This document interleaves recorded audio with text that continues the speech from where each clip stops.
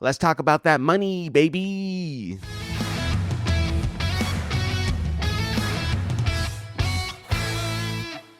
Well, hello everybody, Anthony here. Welcome back to another wealthy episode of the Single Parents Podcast. This is the podcast for anybody whose life may have turned out a little less than traditional. Very excited about today's episode. We have a fantastic guest joining us here in just a couple of minutes.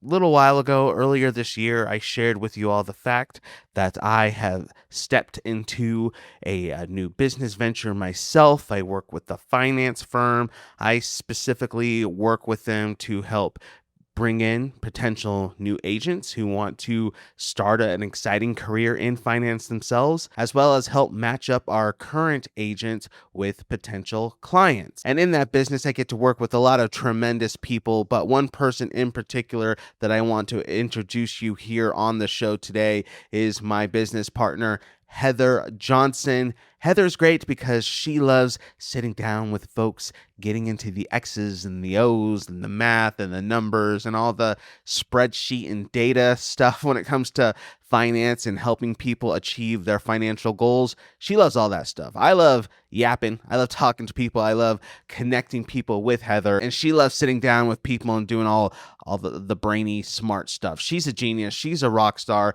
She's killing it at our firm. So I just thought it would be pretty cool to have her on the show today so we could spend some time picking the brain of a financial strategist. Like for us as single parents in particular, what are some things we can be thinking through and doing to set our families up for success? Because I know for a lot of us, we often feel like we're just barely surviving when it comes to money, right? Barely surviving when it comes to paying the bills and raising the kids and all these different things. Like, I don't know if you knew this, but most Americans, single parents or not, if something were to happen unexpectedly, like their washer or dryer break, a majority of them couldn't replace that appliance without doing something like putting it on a credit card and getting in more debt. That's just the reality for a lot of people. So I thought, how great would it be to sit down with Heather to dive into what we can do as families to not just survive financially, but to hopefully thrive and establish just a real legacy of financial wealth in our homes going forward. So that's the game plan. We're going to go hang out with Heather here in just a moment, but a few things I would love to ask you to do before we get into that. Good. If you like the podcast and you want more, you can't get enough, first thing that you can do is just hit the subscribe button, ring the bell, turn on notifications on whatever platform you're listening to this show on. That way you never miss an episode in the future. Second thing that you could do is just share the podcast, especially an episode like this. We're talking about something so universal as money. Like, we all got to deal with it. We all got to manage it. We're all figuring it out on one level or another. So how great would it be for you to share this podcast with a friend, with a family member, with a neighbor, with somebody who could definitely use this information? And then third things third, only do this if you think the show is worthy of it, if you think the show's legit. But what you could do is just rate the podcast 5 stars, highest rating possible on your favorite podcast hosting platform.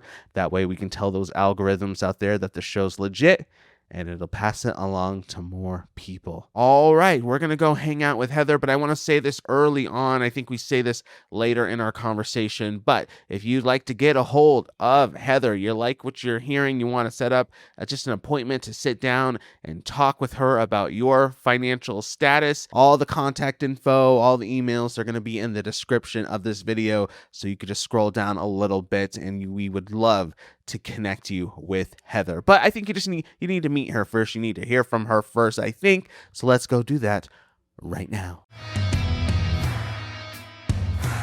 Did you know that at Anthony Crosby Talent Acquisition and Development, not only are we recruiting the next top talent in the financial service industry to come in, get licensed and trained to help a lot of people and make a pretty good living doing it, we also connect individuals and families with licensed financial strategists who love nothing more than sitting down with people and helping them accomplish and succeed in their financial goals and dreams. Thinking about retirement? Do you think it's possible you could leave generational wealth to your children? Speaking of your children, do you know if they're properly protected if something unfortunate were to happen to you? Single parents out there, where are your kids going to go? Who are they going to be placed with if something dire does come your way? We sit down, we help break it all down. We come up with solutions that are best for you and your family. And the amazing part about this whole thing, our appointments are 100% free. Yep, all you got to do is get in touch with us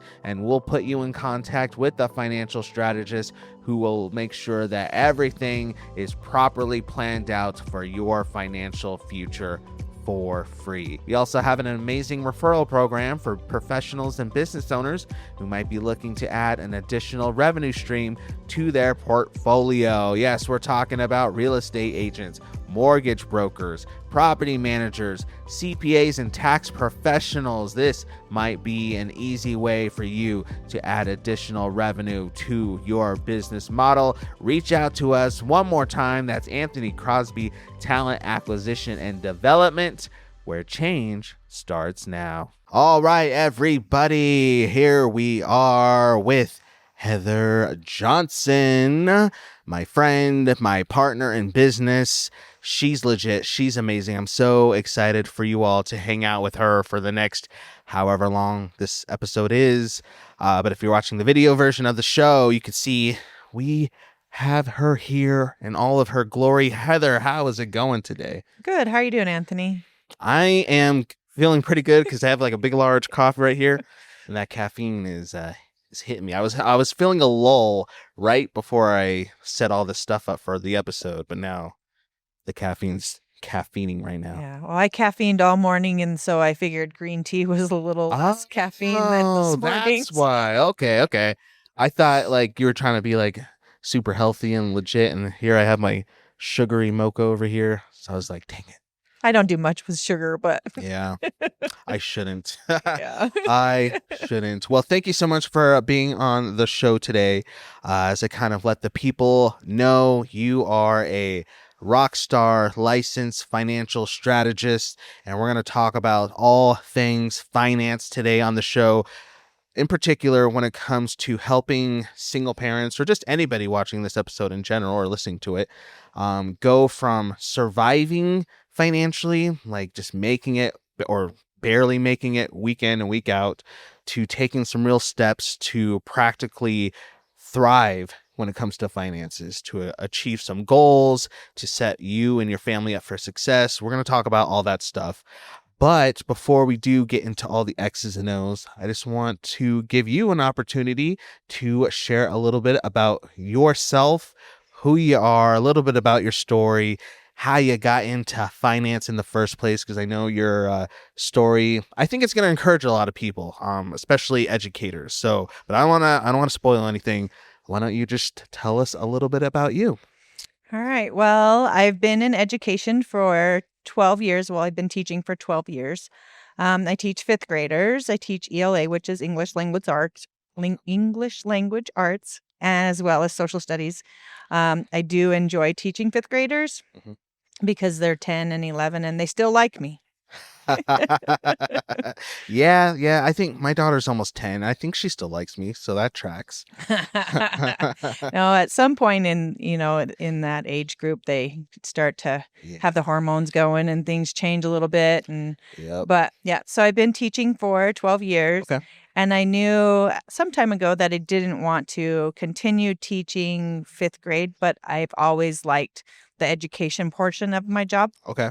So I went back to school and I got my accounting degree. I think I've been going to school ever since I started going back to school out of high school. Okay. I got my teaching degree. I got my master's in teaching in curriculum and instruction. And then I decided that it wasn't the field that I wanted to. So then I got my bachelor's in accounting. Mm-hmm. And I really like playing with numbers and doing those things, but leaving teaching scared me a little bit. Sure. Because I knew I was going to have to start at the bottom and work my way up.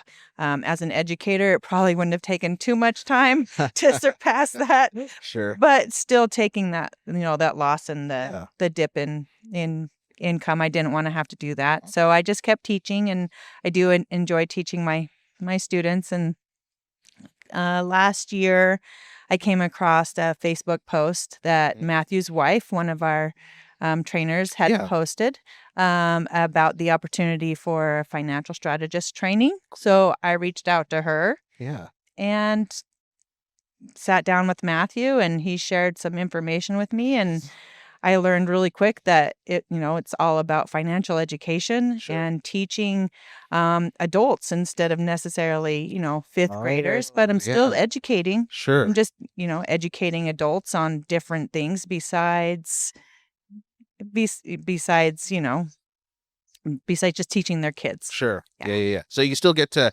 at the core, do what you love, which is education, but you're just applying it to another demographic of people, right? Right. Instead of teaching ELA and social studies, I'm teaching finance to their parents. So, Yeah. Which is really important and huge, because I don't think I fully realized or recognized until I stepped into this business as well, just how little the everyday person has access to financial education or things that they, even options when it comes to what they can do with their money. It was really humbling for me to see that a lot of the stuff that you in particular sit down and help people work out are things and tricks and strategies that a lot of wealthy people have the access to sit down with somebody and implement. Like maybe their family can afford a $200 or more an hour session with a financial advisor, so they can learn about a lot of the stuff that we help people with. But the middle of America, especially the lower class people, they don't have the money to sit down and talk to somebody at an office, somebody wearing a suit, to learn all these things. And so a lot of people just get stuck, not because they don't want to implement change, but because they just don't know how. They don't know how. And so, talk about a little bit about that. How has that been, being able to sit down with people and show them things and give them options that they might have not even considered before? Well, I think the opportunity is out there, and unfortunately, growing up, and I guess not really growing up, but once I graduated from high school, I didn't have any idea to what the real world was like, when it come to bills and learning how to handle and manage a credit card. And so being able to teach people and show them that there's ways that you can manage your finances and do things differently than the way that I did starting out as an adult, I think will save some people from a little bit of heartache and frustration as they get older, and that starts to catch up to them a little bit. Exactly. Yeah. And we're going to talk more about how that can catch up with them and then also impact their families, and how putting in some immediate change and some long-term change can change family legacies forever. We'll talk about that. But so basically what I want to do for the rest of this conversation is give you all, the listener, the viewer, some quick and easy access to Heather, somebody who's very smart and very talented in this field. And just going to ask Heather some questions. We're just going to go on a little journey. And my hope in our conversation is to give you all an opportunity to hear some things that maybe you need to hear when it comes to your finances, your family's finances, and maybe start hearing from Heather's wisdom and start making some change even today. But my big heart is that I want you to hear from somebody like Heather when it comes to a lot of this stuff, because I know, and I've been here before, that conversations around money and finance, they can be intimidating, especially if you're not in generational wealth, or your family doesn't spend a whole lot of time talking about money, and you don't have a financial advisor at your beck and call. For the everyday person, talking about money can be intimidating, can be kind of filled with a lot of shame and guilt, because maybe some bad decisions or some poor decisions were made in the past. It could just feel like a lot. So I know for a lot of people, because I've been here, the reason why we don't make the change is because of that fear, that intimidation, that shame, that guilt, all those emotions that maybe just say, you know what, I'll just figure it out. I'll just stay where I am, because at least where I am is familiar. I can barely pay rent. I don't know how I'm going to retire. If something were to happen to me, I don't know how my kids would continue to go to school and have a house and all these things. I don't know, but at least it's familiar. But I want you to hear from somebody like Heather, who I believe is super relational and approachable and all these things. And hopefully you'll walk away from this being like, you know what? Like, okay, like a lot of stuff she said, I can get down with. I could sit down with somebody like Heather and talk through these things. It's nothing to feel shameful or scared about. I just want you to hear from a real person, not, a suit or somebody online and things of that nature. So you ready to get into some questions? I'm ready. First question I want you to kind of walk us through is, I'm thinking through now the person who maybe is at the very beginning of like a new phase in life. Maybe, and for the context of our show, we talk a lot about single parent life. So maybe this is a person who just went through a divorce, or somebody who just lost a job, or somebody who's just like at the very beginning of like, I do not know what to do. I don't know even where to start. I don't even know where to begin. I know I need to start somewhere because life is still moving on, but I don't even know where to start and what to do when it comes to my money and dealing with my money. So you're talking to somebody who's just like, Heather, I don't even know where to start with this. What do I do? What are some first steps that somebody should take or know when it comes to a lot of this financial stuff? Really looking at your cash flow, like Okay. the money that comes in and the money that goes out. So if there's more money coming out than what you are bringing in, then you really need to sit down and really create yourself a budget. And by creating yourself a budget, you're going to know, I have this amount of money to spend. I shouldn't be spending over that, because if you're spending over that, it's probably either putting you in the negative or it's putting you into debt because you're using credit cards to fund what it is that you're short with on the money. And you don't want to put yourself in debt, because that's just an endless hole at that point. So Exactly. But what I think is cool about your approach to walking through people through that part in particular is that when it comes to budgeting, I know a lot of people, again, intimidation or fear, a lot of times people will push off talking to somebody about that because maybe they're going to think the advisor, the professional, is going to tell them to, just live off of beans and go buy a junker car. No. And give up on your dreams and don't do anything fun. But I know your approach to a budget is not that, but I'll let you kind of piggyback off this, but like, you listen to people and hear their dreams and their aspirations and what they like to do, and you still figure out a way for them to live into some of those things, right? Right. You still have to be able to live. Yeah. I'm not going to tell you to, go sell everything and live on beans and rice or what ramen noodles for. No. Yeah. That's not it. It's just making sure that you're living in your means, Okay. That you're not going and spending $400 on clothes or $300 on your nails every month when you can't afford to do as such. Maybe go get your nails done once a month, and so you're still spending that time or that money on yourself, but you're not going in excess. If you go buy a pair of pants or just a shirt instead of the $400 shopping spree, So yes, but you want to do it within your means. You don't want to be doing it so that you're putting it on a credit card, that you're putting it, using your money that you have within your budget to do those things with.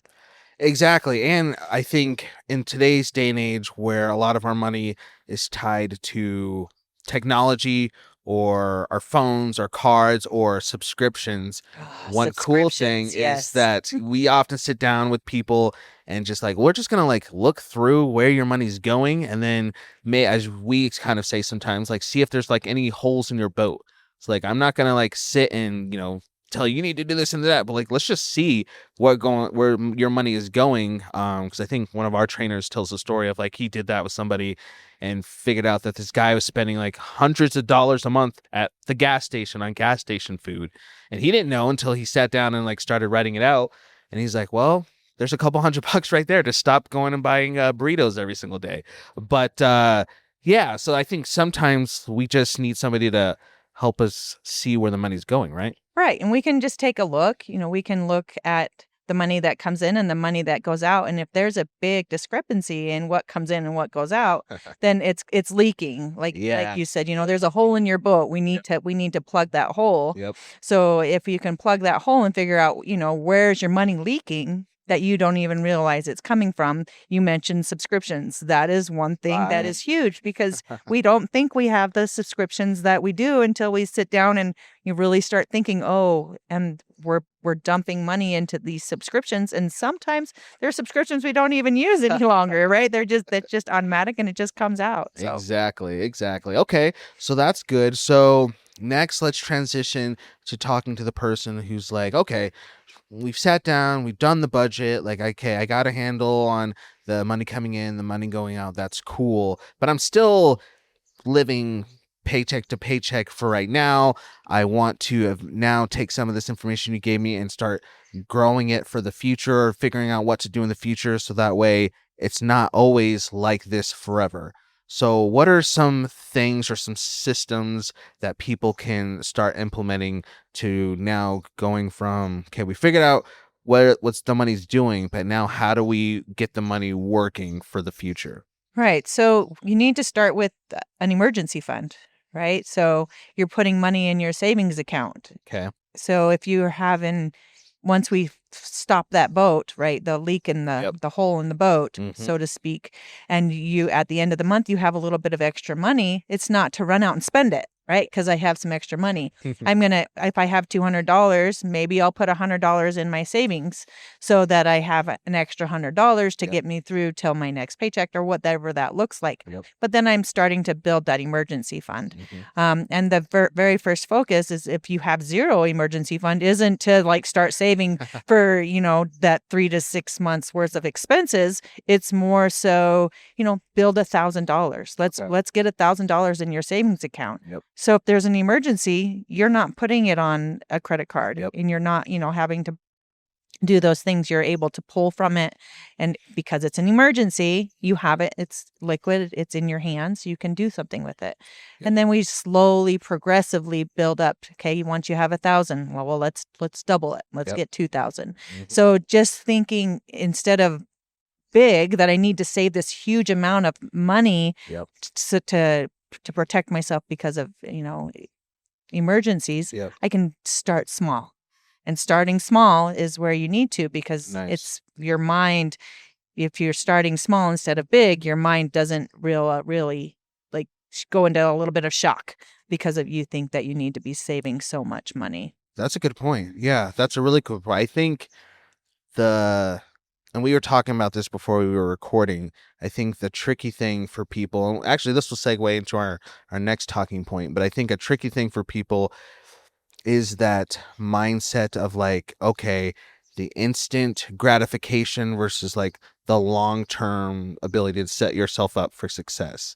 So for example, when it comes to let's just say the savings account, building up an emergency fund, it takes a lot of discipline to say, okay, I have extra $100 coming in, or at least I found an extra $100 because Heather sat down and we worked through my spending. I found I was spending $100 on something else that I didn't really need. So now I have this $100 here, but that instant gratification of oh, well, I can just go do something now with that $100 versus doing something it's not as sexy, not as flashy, but putting it into an emergency fund can be tricky. But I like your approach to it of okay, well, let's not get crazy and just say we need to dump a whole bunch of money in this, otherwise it's all or nothing.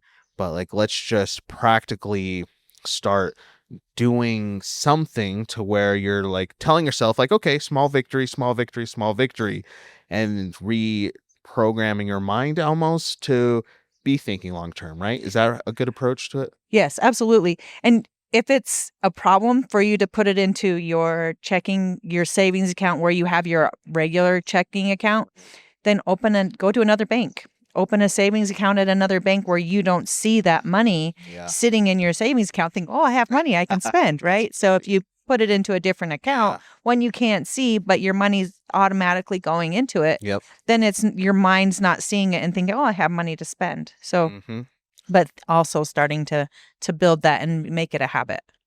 So when it comes to that topic then, because a lot of and we won't get into like the specifics, strategies or anything like that. I don't want to get too into the weeds. But when it comes to a lot of the strategies that we really love to help people with, a lot of them are either long-term thinking type of stuff, or they're just thinking and preparing for the future.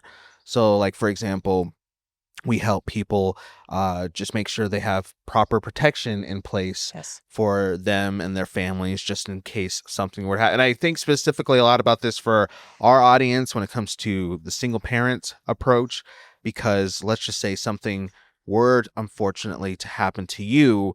Do you know what's going to happen with your kids? Like, who are they going to go with? Like, who's responding, like legally and court-wise? Like, there's just a lot of stuff. But again, it's a lot of this long-term thinking. Oh, that's not going to happen to me. I'm going to be here forever, or I'll just figure out retirement when I get there. I'm still young. I still got 30 something more years. And it can be tricky getting people to understand the value of that future or long-term thinking. So do you have any bits of wisdom when it comes to that mindset piece of like going from thinking, I don't know, I'll worry about that later, to like really seeing the importance of thinking through some of that stuff like right now? Yeah, well, it's hard to think of right now, right? But, if you're a single parent and you're raising three kids, or even one kid, and you're their sole source, and if something were to happen to you, what would happen to your child? And that's sad to think about, and it's eye-opening to think about. But if you're protecting yourself, then you're protecting them as well, right? So proper protection being, go out and get yourself a life insurance policy. I hate to say life insurance because, it's people think, oh, it's taboo. We don't want to talk about that. Oh, yeah. But it's a new time, and we really need to be thinking, I want to protect my children. And to do that, and having that life insurance, it's helpful. I agree. This episode is brought to you by me at Anthony Crosby Talent Acquisition and Development. Single parents, are you looking to take control of your career and financial future? Well, my finance firm is currently recruiting new agents with a business model similar to real estate. Here's how it works. Let me break it down.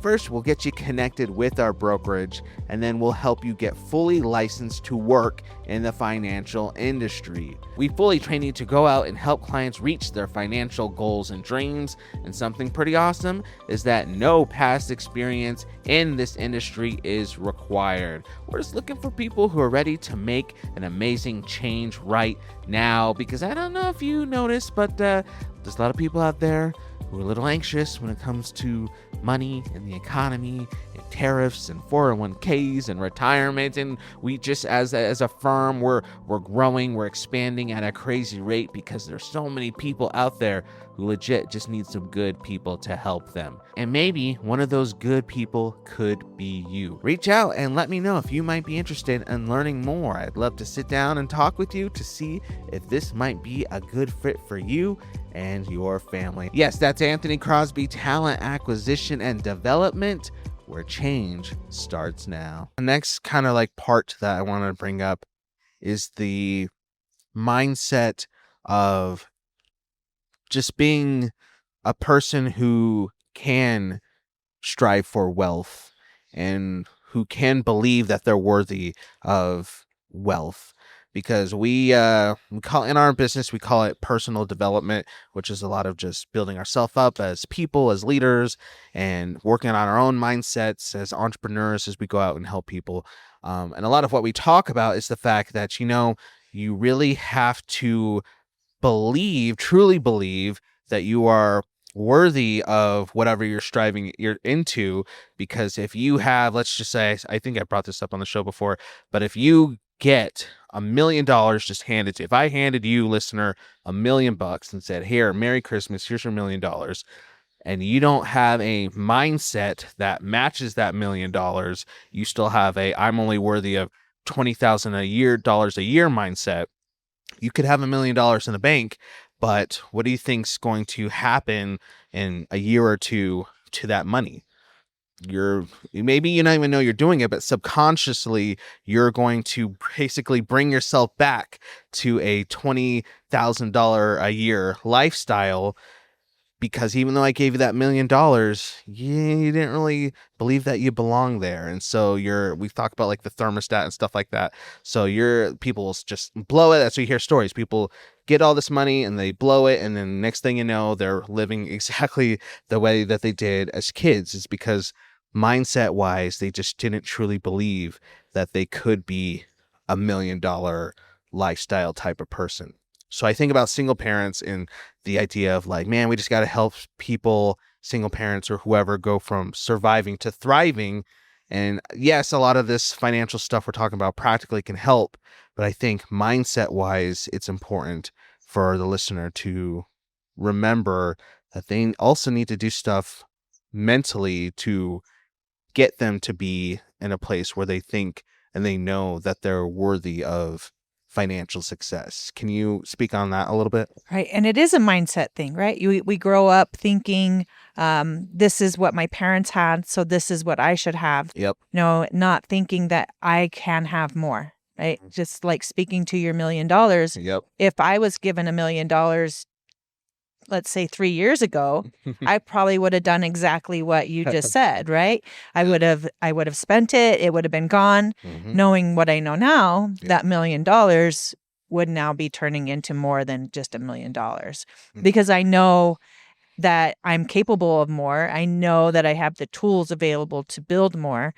But if you don't learn that, you don't have somebody to teach it to you, and you don't have that mindset change that I am capable and worthy of more, then you're not going to. It's just going to, you're going to spend it. It's going to disappear just as quick as you got it. Yeah, exactly. So that's what I love so much about our firm and what we do. Our motto or our mission statement at our firm is no families left behind.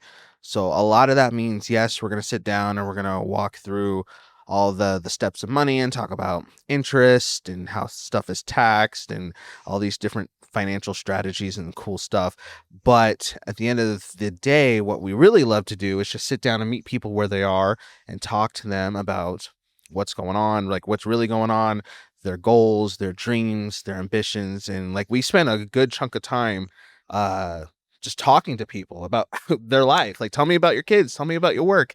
And where a lot of other firms will just sit down, talk about the money because they just want to, maybe get the commission. And I'm not saying like all other financial advisors, like they care, but like I just love that that's at the core of like who we are as an overall firm, is that we want to sit down and figure out who you are as people. That way, when we do all these cool strategies to start having you build some wealth, you keep it because you truly believe that you deserve it. Right. Right. And you're working towards those goals and your dreams. One of my very first favorite things to do at the beginning is to pull those hopes and dreams, because people stop dreaming. They stop hoping. Somewhere in their life, something has affected them. So the dream stops. Yeah. So when you can sit down and have a conversation with somebody and they can start pulling those dreams out of you again, and you can start building those hopes up, and then you put them on paper so you can see them and visualize them. This was a dream I had when I was 25, and here I am not 25 anymore. and I can think, okay, that dream can be within my reach, maybe not when I wanted it, but it's still tangible. I can still look at it. I can see it. That's still a dream. And to be able to pull those out of people that don't have those hopes and dreams anymore because they've lost them somewhere is a big deal to me. That's huge. I shared the story on our team call that we had the other day, but I went to my little brother's graduation last week, I think, and it was, cool, typical high school graduation. Somebody gives up and gives like a commencement speech and says, students, your new chapter is starting. You can go out and you can change the world and become chefs and astronauts and scientists and all the cool stuff. And I was sitting there listening to that, was texting my friend while I was listening to it, and I was like, man, this speech is kind of bumming me out because here I am 35 years old, and I heard the same speech or similar speech when I was, 18 or whenever I graduated. And here I am now, several over a decade later, and I didn't become an astronaut. I didn't become a business executive. I didn't cure cancer or anything like that. And she was just like encouraging me, being like, well, yeah, but you're doing a lot of other cool stuff. Like, look, you have an awesome podcast and you're in this amazing business and all this other good stuff. And it's like, yeah, that's true. That's right. And then I looked around, and then I was in the auditorium full of people my age or older. And I was just like, man, like, I wonder how many other people in this room are either thinking the same thing I just thought, or like maybe even rolling their eyes hearing that commencement speech of like, yeah, maybe some of you will go off to do those cool jobs, but more likely than not, what's going to happen, you got to pay the bills, you have a kid, you do this or that. And so you just got to take the job that gives you the paycheck, and you're in an office, and it's just the same thing every day until you retire. Like, but like this sense of like doom and gloom about the reality of life, because that's what happened to them. So for us to sit down with somebody 35, 40, 50, 60 years old and still ask them like, hey, like, what's your dream? Like, you're still here on earth, you're still drawing a breath, and that means you still can have the ability to dream and aspire for things. And I just love that that's what we help people do. Yeah, I do too. It's just thinking, I'm made for something bigger, right? So thinking I might be doing this and I enjoy what I'm doing, but in the back of your head thinking I was made to do something bigger. And whatever that is, I have to have that dream and be able to make it happen. So, and I don't want that lost for other people. Right? Yeah, I agree. So next, I'm thinking through the person who's hearing this and be like, yeah, I think I really do need to sit down with somebody like a Heather, or just Heather in general, and talk through some of these things. So one, practically, well, I guess usually I say this for the end, but since we're talking about it, is what's the best practical way for somebody to reach out and maybe schedule a time to talk with you? Well, I do have an email that they can email me at, that I check regularly, and that's heatherjohnson.fs@gmail.com. They can also access me through you, right? Yeah. Like through I said, the podcast or the links or. I'll actually, yeah, for sure. All the links and the emails for everything will just be in the description of this podcast episode. So you can get a hold of me. Our email is just the singleparentspodcast@gmail.com. Because obviously, like I said, me and Heather, we're partners. So I'll just get you connected with her, or you can have her email. So that's just how you can do it if you want to set up a time. Especially during the summer, where she mentioned in her story, she's an educator, but we're on summer vacation right now. So she's going to have some free time, sit down and chat with folks. But now that they have that practical information, I just kind of want you to kind of, I guess, create some ease to the person who's still like, I need to sit down and talk to Heather. I really do. But I don't know. It's scary. Like I'm nervous. This is just weird. I've never done anything like this before. Cause again, maybe I know I've kind of brought this up a couple of times, but I just want to make it clear, like, we will sit down and talk with anybody, because our mission statement, no family left behind. So if you have $1 million in the bank and you have your own financial advisors or whatever, and you still want to talk to Heather, like, we'd love to sit down and talk with you. We have clients who fit that description all the time. So I don't want to sound like I'm like poo-pooing that demographic. But for the most people in the world, they don't have access to a lot of that. So they've never sat down with the financial strategist before. So maybe they're still feeling those nerves. So can you kind of like just give like a overview of what it typically looks like for somebody to sit down and talk with you? That way, anybody who's still a little nervous will see it's not that bad. It's not scary. It's a good time. But what does a typical time with you look like? Well, I'm not scary. Exactly. Well, I don't know. Some of my fifth graders might say I'm kind of scary sometimes, but no, I'm not scary. You sit down and we mainly just sit down and have a conversation. We go over who we are as a company. our mission statement, different ways that the 3 rules of money, and then the different ways that we can help families build a plan that is, to them specifically. So, and then once we have that conversation, we can start building a plan for you, looking at all of the things that we mentioned before, the budgeting and the cash flow, and, what you're doing good already should be viewed as just as positive. So I've noticed walking through people's plans that they're doing things right as well. So to point those things out, just to know that, it's financing is hard. Adulting is hard. But we're doing things right too. So I think it's important to be able to have that conversation when we're doing that as well. And I'm pretty easy to have a conversation with, I think. So I agree. So my last big question to go over, again, thinking through the context of the show, parents, maybe people with young kids, or maybe they're still kind of young themselves, and they're now realizing the importance of thinking through the future, preparing for the future. They get everything that we just talked about. Why, though, specifically is starting some of this stuff like today so important, especially when you have kids who you do maybe want to think through legacy stuff for or with, or yourself too, because retirement seems like it's so far away, but it can come quick, and we don't know what stuff's going to be there and available come retirement, for especially somebody like me 30 years from now. Who knows what stuff's going to look like? But for our kids, for our family, for our future, why is it so important for people to start today thinking through preparing for leaving a legacy to your family? Well, I wish my parents had, the knowledge that I have now, so that when I was young, they could have set me up for my future, started putting money away from me because they knew the importance of it and knew the right places to put it so that it was compounding and growing for me. So when I, chose to go to college, or I chose to take a trip after my senior year, that I had that opportunity, that it wasn't something that was, going to break the bank because I wanted to take a trip. But, and they see their parents doing things the right way, and they learn, well, my mom did this, and I saw my mom or my dad put away money every month, and they did that to help me.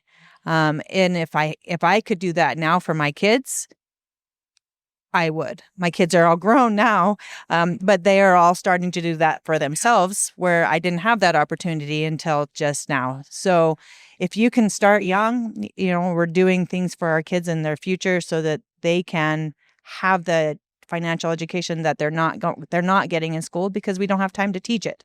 So, but if your parents can teach you because your parents know, then you're in a win-win situation there. Oh, for sure. Yeah, I think it's win-win because, like you said, one, they're learning that. So what they're doing, we talked a lot about mentality today. Like, they're forming that mentality of, one, like, I am worthy and deserving of being financially stable and having financial success myself. And two, they're learning how to do that. So that way, when they become adults, that mindset is it's there, it's in them. And so they don't have that poverty mindset anymore because you instilled that in them from a young age, or just whenever. Like, it's never too late to start working with your kids for that. But practically, just being able to set up stuff to where practically, financially, your kids are able to do things that they want to do with their life, and they're able to dream big, and you're still able to do the things that you want to do, and creating that legacy. One big thing one of our leaders in the business always says is that, think through the fact that in a couple generations, your great-great-grandkids or your great-great-great-grandkids, they're going to be around, but are they going to know who you are? Are they going to know your name? Are they going to, it's kind of a bleak reality, but he's like, are they going to even know who you are in the future? But he's like, think about some of the wealthy families that are pretty well known, like the Rockefellers. Like, do you think they know who their great-great-great-grandfather is? Yeah. Absolutely. Because they worked to establish that family legacy. And again, it's the mentality of like, well, I'm not a billionaire like the Rockefellers. I don't have buildings in New York. Sure. But mentality-wise, you can do stuff right now to set up your kids, their kids, your great-great-grandkids to where maybe they may or may not know your name, but they're going to know and have the effects and feel the results of the legacy that you built for them. And that could be huge, right? Right. Yeah. And teaching them to start saving young is the best time to start, because then they build a habit. And if you build a habit young, it usually sticks with you through adulthood. So yeah, that's all. So I guess especially the single parents listening to this, or anybody who just feels like they're permanently stuck, like I just want you to hear from me, and then I'll let Heather echo this, or maybe she'll disagree. I don't think she's going to, but I just want you to hear from me that it's not too late. You are worthy of financial success and financial freedom, and retiring and spending some days on the beach with a margarita. Like, that sounds amazing to me. And I know that it's easy to think that as like a cool dream other people can achieve, but you're just going to be stuck surviving forever. No, you're worthy of more than that. You deserve more than that. And there's people like Heather or other people on our team who care about getting you to that beach with that margarita and who want to help. So just first know that you are worthy and deserving of all that stuff. And if you want to learn more about how to practically get there, please reach out. So do you agree with that or disagree? Oh, I agree with that 100%. And when you're on the beach sipping your margarita, you can think of me and or invite me. I'll come with. Oh, see, that's a good motivation. So this is why, when you sit down with Heather, she's going to do A+ work, because she wants you to be so successful that you invite her to enjoy margaritas on the beach. So see, it's a win-win for everybody. Win-win. It really, really is. Well, Heather, thank you so much for joining us today. Is there anything else you want to share with the people before we get out of here? Just to, have that mindset that you are worthy of whatever it takes to get you to where you need to go, and not thinking that it's not possible. Just you're not there yet, that we will get you there. Ooh, I love it. All right, everybody. And don't forget, I'm going to put all the links to get a hold of me or Heather or both in the description of the video. So just reach out. I think a big thing to kind of bring up, I don't know if we said this before, but all of the sessions that you can sit down and do with Heather are 100% free. So she's not going to charge you an arm or a leg just to sit down and talk. Like, you could just set up a time to talk, like no strings attached, right? You're just hanging, like you said, an hour of your time for an hour of my time, and I'll probably buy you a coffee, and then you'll get a coffee. So there you go. If you need some caffeine like me, just set up a time with Heather. There, at least you get the coffee. Yeah. But seriously, and good conversation. Yeah. So don't let that of like, well, what's the catch? Like, how much is it? Just set up a time to talk with Heather, and she'll take care of you. So use all of the emails and links to do that. Other than that, that's going to get ready to do it for this episode of the Single Parents Podcast. Thank you again, Heather. Yes, thank you, Anthony, for having me. Yeah. It's been a good time. It's been a good time. Yeah. I agree. I hope you all had a good time as well. We'll see you next time. But for this episode, I'm Anthony. This is Heather. And you all out there, just stay beautiful. Bye.